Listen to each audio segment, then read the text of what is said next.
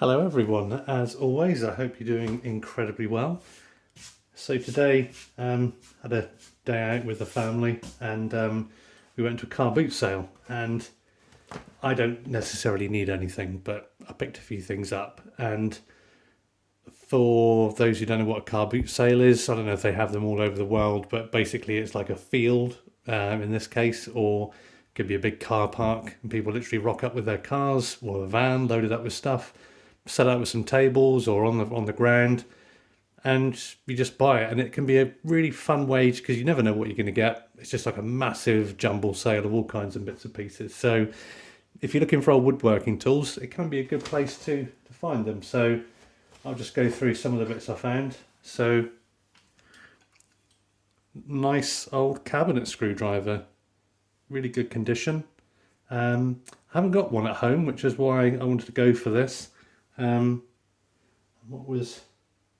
It's nothing particularly interesting regards a maker or anything like that, but it's in good condition. Quite often when I see these, they've been used as a chisel and they've been smashed to pieces, but it's in really good order.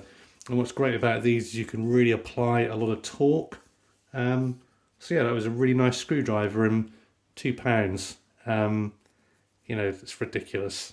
It's such good value, and the end's not mullered either. It's just in really good condition. So screwdriver for £2. Then there was this little beauty, this dovetail saw, and I did obviously that video not so long ago on cheap dovetail saws. This one was at £15, I think. This one was £2 or £3.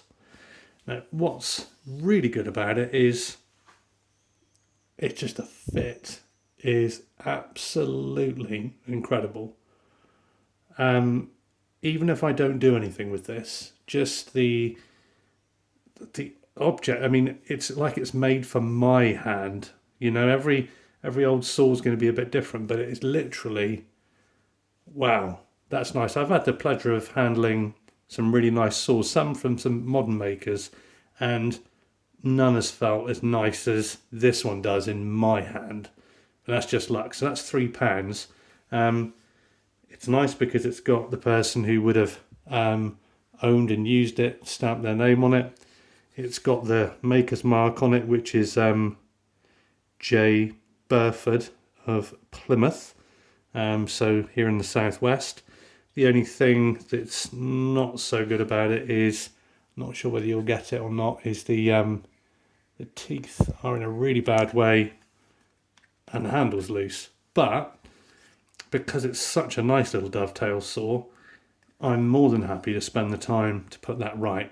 I think if you were just starting out, that would be quite intimidating because you've got to cut in some new teeth, make good the handle, but the plate was nice and straight, which was a real bonus. And yeah, I'm going to do a bit of research. I think that could be early 19th century. At a punt, could be 18th century. I'm not sure, but it just feels absolutely divine in the hand. So that's £3. So I'm up to £5. This one was a bit of a mental purchase.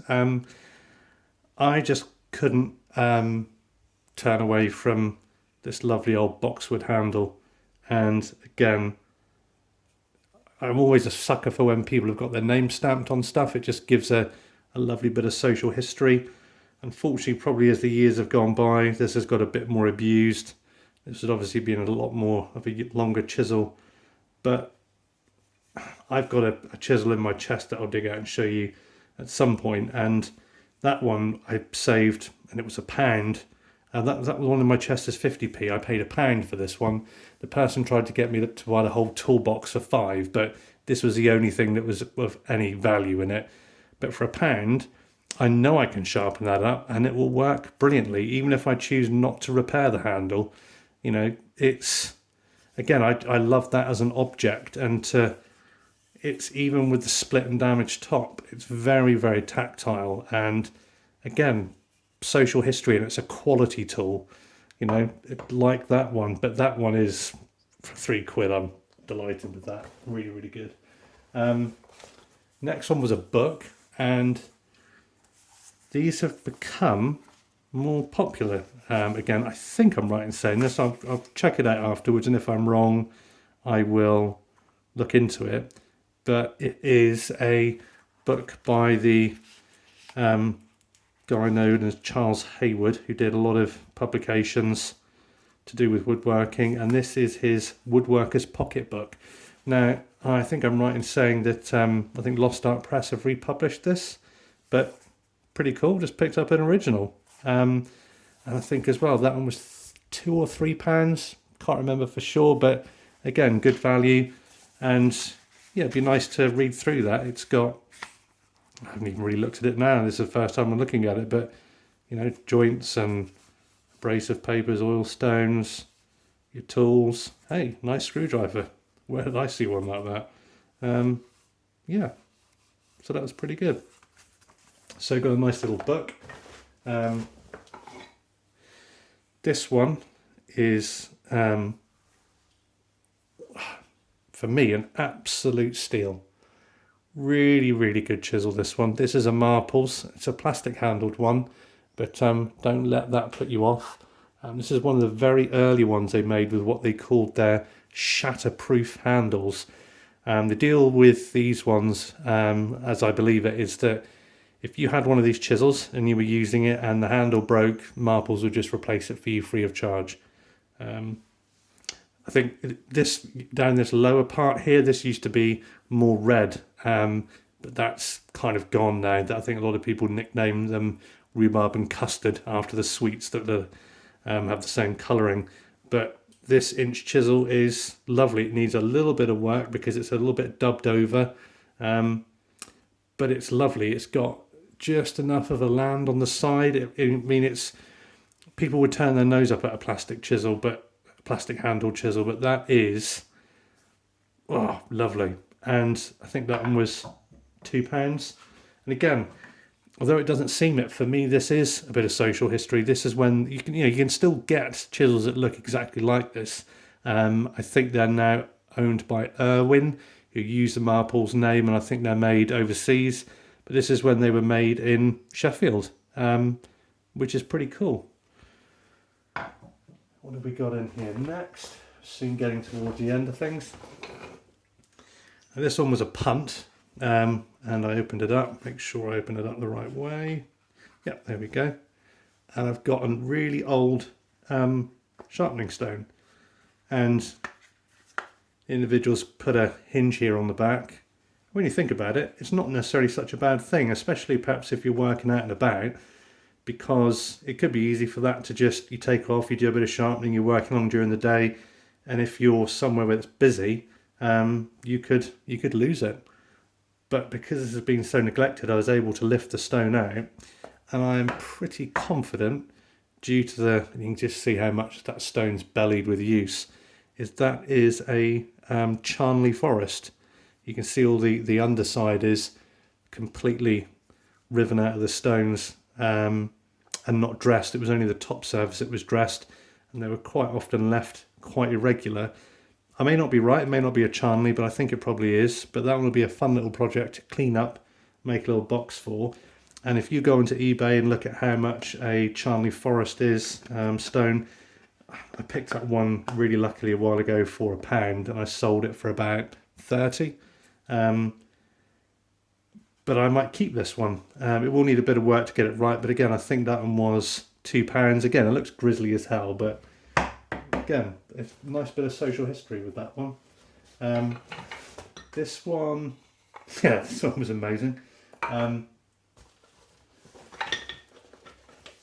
It was really almost a really good find, but where have we got it here? Yeah, so with this bow saw, unfortunately, there's a split here.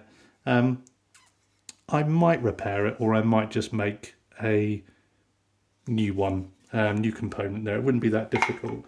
But importantly, it's got all the bits it needs. You know, it hasn't got a blade, but you know, so what? I can make one of those well enough. And yeah, the whole thing's there. And I also bought from this gentleman another item, and he was he wanted to sell me the whole box, but unfortunately for him, there was a random inner tube in there, which I don't know what kind of vehicle it was from. But yeah, you know, the handles, this one's not been particularly abused. It's in really good nick. So again, I look forward to putting that one back to use. And that's good for when, say, a coping saw is a little bit too weak. If you want to cut some curves by hand, that's a really nice option. And the last one was, I think, how much did I pay for that one? I think that was £3 because I pointed out that it was broken. But I mean, just having these items, you know, for £3 is ridiculous. I couldn't see, you do sometimes see that they are made by a manufacturer, but I couldn't see one on this one, so whether it is somebody's homemade affair, but it's a nicely finished one all the same. And the other one was, and it needs a little bit of a clean up, was a combination mortise marking gauge. I think that was £2. But these are great gauges to pick up for, you know, beginning woodworking, and you can never have enough gauges. I love these simple gauges. It needs a little bit of lubrication here and there, but the pins are all in good order. Just needs a little bit of a clean up. So yeah, that was a pretty good haul. I wasn't really, again, when you go to a car boot sale, I don't think you can go there thinking to yourself, oh, okay, I'm going to kit myself out. I think it's good to go along and think to yourself, what kind of things will I manage to find just on a whim? And yeah, I'm quite pleased with those, all in all. I think certainly my favourite, but it will be a little bit of a project, is the dovetail saw. That one is, it's just the way it fits. I wish I could convey, and hopefully you can see by the way it fits on my hand, that's just absolutely spot on. And yeah, we'll do a bit of research, see if we can find out a little bit about the manufacturer. It's curious, I don't know what's happened at the front there, whether someone's cut that out on purpose. Yeah, an odd one. But yeah, we'll get that one going. But yeah, that's lovely. So yeah, I don't think you can ever really kit yourself out at a boot sale. But if you go to them, if you're in the local area, you can add some things, and you might find that you find a few bargains and either do them up and sell them or give them to a friend, or you know, I think there's also something really nice about the social history of it. Even something as mullered as that chisel, I like it. You know, I take a lot from it. Something from the 1960s, you know, that for me, that marks a time for when tool making was changing. I like to have a memento like that. And I had a set of these chisels when I first started work. Obviously not back in the 60s, but they still make them now. And that for me is going to be a practical use. You know, that screwdriver will be used at some point. And again, Lost Art Press do great books, but picking up that one, you know, at a fraction of what they would be new, that's brilliant. So yeah, check out your local car boot sale and see what you can find.